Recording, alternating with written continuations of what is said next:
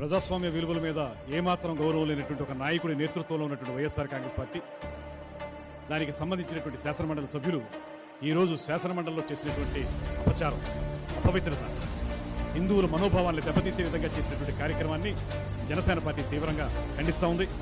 ముఖ్యంగా కలియుగ ప్రత్యక్ష దైవంగా మనం కొలుచుకునేటువంటి వెంకటేశ్వర స్వామి యొక్క చిత్రపటాన్ని పట్టుకుని కాళ్ళకి చెప్పులు వేసుకుని ఆ చిత్రపటాన్ని ఒక ప్లకార్డ్లా వాడుతూ సభలోకి తీసుకురావడం అనేదే చాలా పెద్ద అపచారం.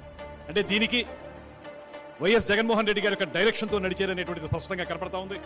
వారందరూ వచ్చి సభలో ప్లకార్డులు ప్రదర్శించినట్లుగా వెంకటేశ్వర స్వామి చిత్రపటాన్ని ప్రదర్శించి ఆ హడావిడి అయిపోయిన తర్వాత తిరిగి వెళుతూ చాలా నిర్లక్ష్యంగా టేబుల్ మీదకి ప్లకార్డులతో పాటు ఆ చిత్రపటాన్ని కూడా విసిరేసినటువంటి సంఘటన కూడా మనం చూస్తాం. అటువంటి దుర్మార్గకరమైనటువంటి విధానాన్ని తీవ్రంగా ఖండిస్తున్నాం. ఇవాళ ఈ రాష్ట్రంలో ప్రజాస్వామ్యం అంటే